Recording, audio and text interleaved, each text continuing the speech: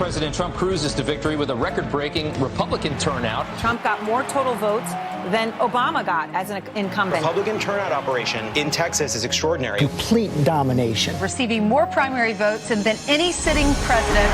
We're winning. We're winning all over. We had record turnout for an incumbent president. The Republican Party has never been unified like it is now. Turnout was also huge for Donald Trump. President Trump celebrating a record-breaking victory. It's not even a party, it's a movement. More than President Obama had by a wide margin. Let's realize how good Donald Trump's political operation is. To all Americans tonight, I'm with you, the American people. I am with you, I will fight for you, and I will win for you. And we are going to keep America great.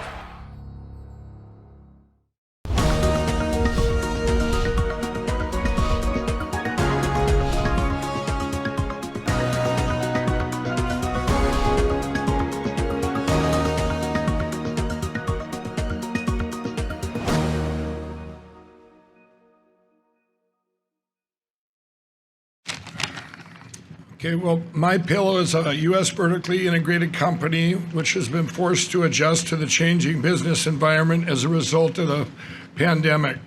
MyPillow is uniquely positioned as a U.S. company that functions as a manufacturer, logistics management distributor, and direct-to-consumer. Given our current business lines, we are experiencing the effects of this pandemic firsthand. What MyPillow has done, we've established an internal task force which is monitoring future needs of companies across the country as a result of this pandemic. And given our position, we've begun to research and develop new protocols to address the current and future needs of U.S. businesses across multiple sectors. How companies are going to prepare themselves when they once again open up and changes to their current operations in order to adjust to future threats and pandemics. MyPillow has designated some of its call center to help U.S. companies navigate the many issues that resulted from this pandemic. We've dedicated 75% of my manufacturing to produce cotton face masks. In 3 days, I was up to 10,000 a day. By Friday, I want to be up to 50,000 a day. I'm proud to manufacture our products in the United States, and I'm even more proud to be able to serve our nation in this great time of need. Thank you, Mr. President, for your call to action which has empowered companies like MyPillow to help our nation win this invisible war. Now I wrote something off the cuff, if I can read this. Okay. God gave us grace on November 8, 2016 to change the course we were on. God had been taken out of our schools and lives. A nation had turned its back on God. And I encourage you to use this time at home to get back in the Word, read our Bibles, and spend time with our families. Our president gave us so much hope where just a few short months ago, we had the best economy, the lowest unemployment, and wages going up. It was amazing. With our great president, vice president, and this administration, and all the great people in this country praying daily, we will get through this and get back to a place that's stronger and safer than ever. Hey everyone, thanks so much for joining our very first episode of Team Trump Online. Each and every week, we will be bringing you some of your favorite members of the Team Trump family, celebrities, lawmakers, newsmakers. It's going to be a lot of fun, so I hope you'll join us. And this week, I am so excited for our inaugural guest. He made quite a bit of news this week. He drove the liberal media berserk. I think you all know who I'm talking about. He is fantastic. Here he is, the CEO of MyPillow, Mike Lindell. Thanks for joining us. Oh, thanks for having me on. The first one. Congratulations.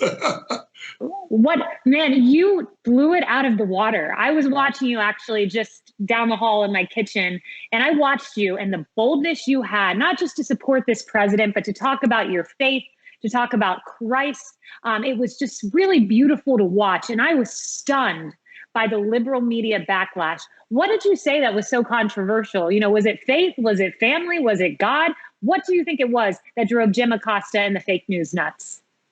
Well, I think it was, that I really put it out there that this country had turned its back on God and we took out the schools. That's been their driver before, when I said straight out, God gave us grace on November 8th, 2016, when Donald Trump was elected. it changed the course of history where we were going. We were going down a very bad path. And I put, I think that's the part that they didn't like it's, and then, if they didn't like the part about, hey, we should read our Bibles and spend time with our families and all pray we get through this. I mean, what's wrong with them, Right. But here's the thing. America stands by you. When you left the Rose Garden, I'm told you had hundreds and hundreds of texts and emails. How many texts were on your phone when you left the Rose Garden? 749. I'm going, I didn't know. 700. Phone number. And then I had, thousands of emails. I have a team of 8 people right now just going through emails and stuff and, from there. And then we looked on Twitter and Facebook, and those two things were just blowing up. And but what's really awesome was you'd get one negative comment and 5 people would attack that, whether it was a bot or a troll or a real person. It kind of reminds me of what happened to me back when I went all in for the president before he was elected in 2016. I had met him in a private meeting. He had reached out because of my company, Made in the USA, and we talked about, he wanted to hear from someone doing manufacturing here. We talked about, inner city, the jobs he was going to bring back. And we talked about, drugs, because I was an ex-addict, and that he wanted to rid the country of drugs with the wall, all these things. Well, I talked to his employees, and it was like talking to mine. I couldn't wait to get back to Minnesota and tell everybody about it. And I put a press release out to the press, and they attacked me, called me racist. The Better Business Bureau lowered my Pillow's rating from an A+ to an F. I mean, all this just liberal media attacking me.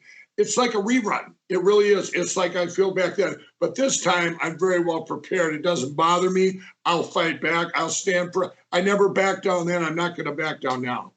Yeah, well said. And what was it like? You're talking, you're at this Rose Garden presser, you're looking out, and there's Jim Acosta, there's CNN. What was that moment like? I seen all of them, and I went out there actually earlier, like an hour earlier, and they were all friendly. I went out there like way before the press conference started, and they're asking me questions and talking to me, and everybody, they're being real nice, and even Jim, he didn't say anything. He didn't say anything, but it's like I'm looking at him going, and he's smiling because where I was talking to the other reporters, and then he was one of the first ones that bashed me. I'm going, what is wrong with you?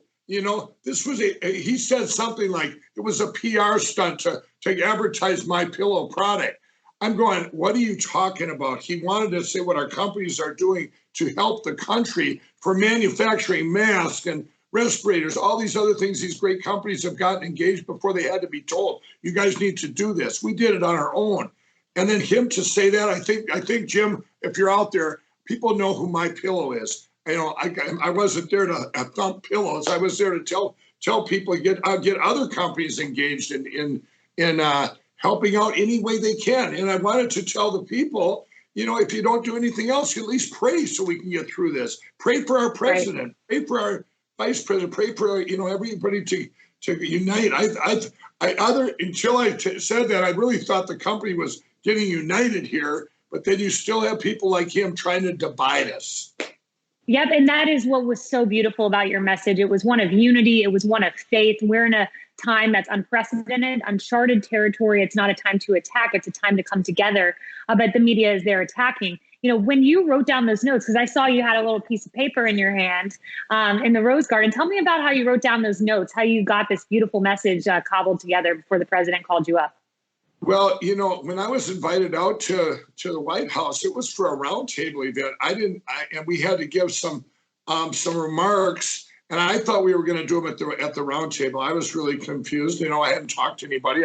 So I came out to the White House, and we had the roundtable with the vice president and all the CEOs there, and then the president came in. And we went to leave, and I said to the vice president, he said, well, your remarks, he said, you might be called up to the podium.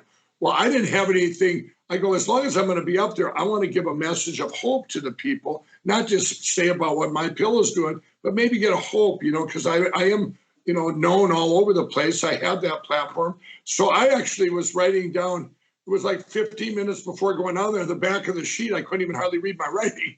In fact, it's right here. You have it with you. There it is. The actual sheet. So here was my remarks, and and I'm jotting these down, and I'm, I got arrows to follow down, and I'm going, and then they go, come on, we're going out there, and I'm going, God, please let me be able to follow the arrows and be able to read it, And I didn't know if I was going to do it. It all happened so fast, and I turned to the president and said, do you mind if I read some stuff I wrote off the cuff?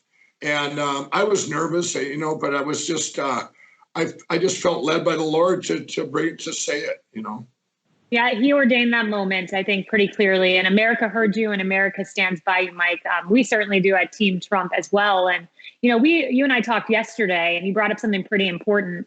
The Paycheck Protection Program, first of all, let me share with our viewers, is in place today. These are unprecedented loans to small businesses to keep their employees on payroll, a big win for the American people and for employees across the country. You're a business owner, though. You're a CEO. And yesterday, you were telling me how important it is that employers protect their employees, their safety, that they take social distancing precautions. What is your advice if there's an employer across the nation watching? How can we protect employees?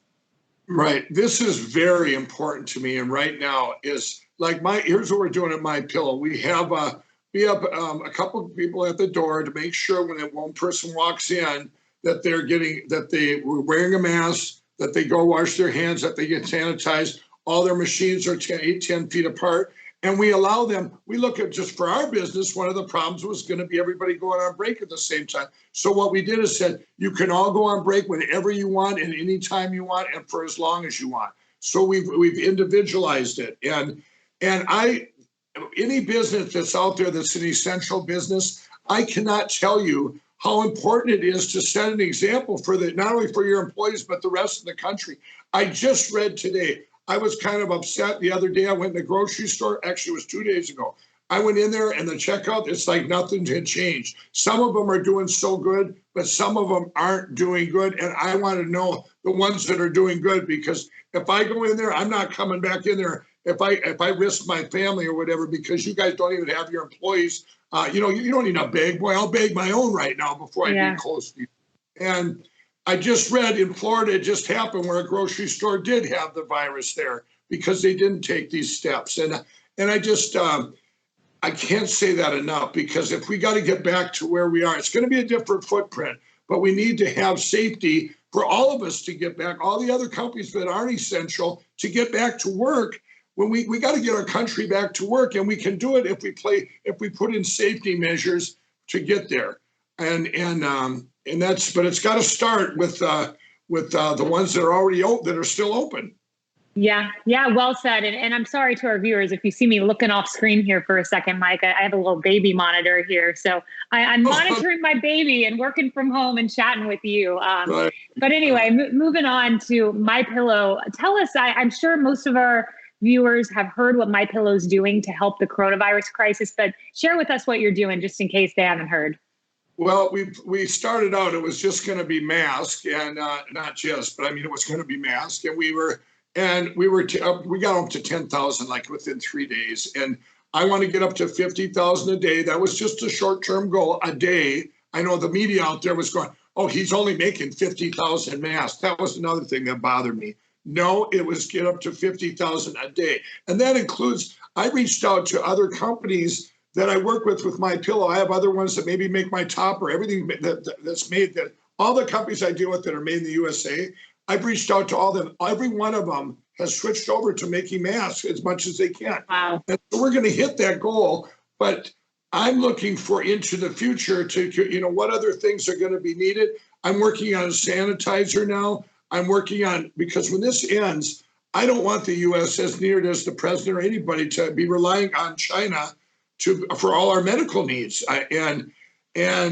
So right now I have a task force we're going to even put up a website, an internal task force of like 10 people I have right now, my executive people, taking in calls and trying to be like the hub of a bike of what the needs are out there, and telling, like this morning, one company needed some gowns, I guess. And I said, well, I know another one's that's making them here. Call them, So it's trying to connect the communication hub, so to speak. And we're excited to be able to help. 75% of my production, and now we've added a second shift. We're going to add a third shift. because people out there want to work too. And I figure, you know what, if they want to work, it's solving two problems: getting more people employed and making the things we need right now. That's huge. That's huge what you're doing. Thank you from all of us for hiring people, for doing this, for making this equipment, these masks. That's a big deal. And Mike, you were in the White House with the president. You've seen how President Trump engages, and I think he engages in a rather unique way with the private sector, having these companies step up at a time of crisis. I think it's something only an executive like Donald Trump could have done. What did you see when you were in there about this president's unique, specific response to the coronavirus? Every time I've seen him in action, I've been to a couple of roundtables now when we had the Made in America Summit thing, but this was so, it's like watching this amazing architect. He takes information in like a vacuum cleaner of knowledge, goes around the room, asks everyone, how do you feel? What do you think? Just ask them what they think, and then to take it all together and problem solution, and he knows what it's going to manifest to. It's a gift from God, I believe. But I want to say one more thing: is he being a businessman and not a politician, taking the politics out of it. This is what's so important. It's showing right now. There's no better time than right now that it's going to show what he can do with. Let's say there was a governor that called him that he needed, I think, something that was going to take 6 months to get done. Well, we heard in that roundtable, they got it done in 2 weeks because all you had to do was take the bureaucracy out of it. No, you're not going to call the FDA and said, hey, can't you do this? Accelerate this to do this, solve the problem. I mean, right now, these things can't wait. I'll give an example of the mask that we make, the cotton mask. Well, everyone's going, well, what kind of FDA approval and all this stuff? No, they sent out a sheet. You just put a sheet in there and said, it can't be used for this, this, and this.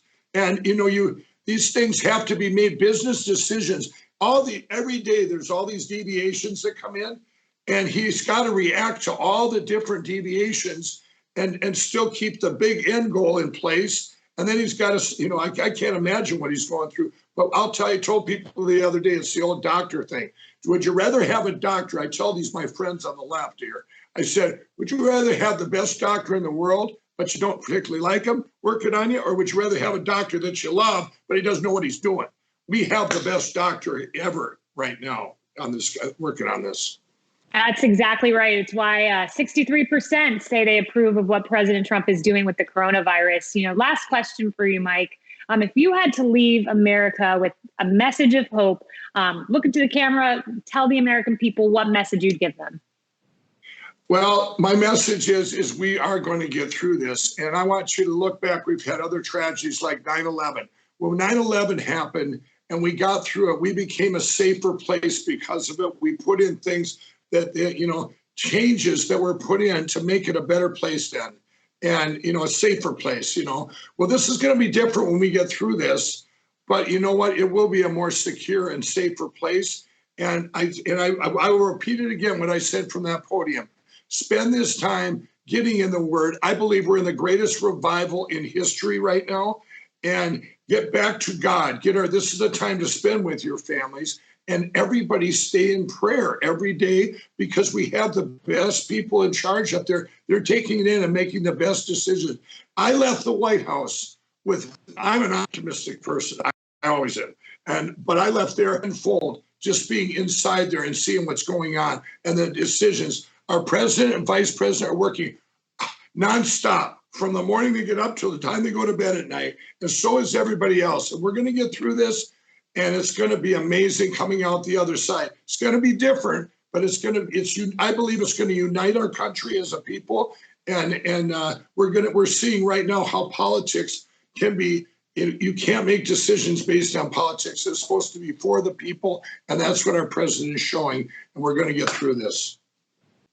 That's so true, Mike. You are just so great. Everything you're doing. I got to tell you, my family met you at Trump Hotel.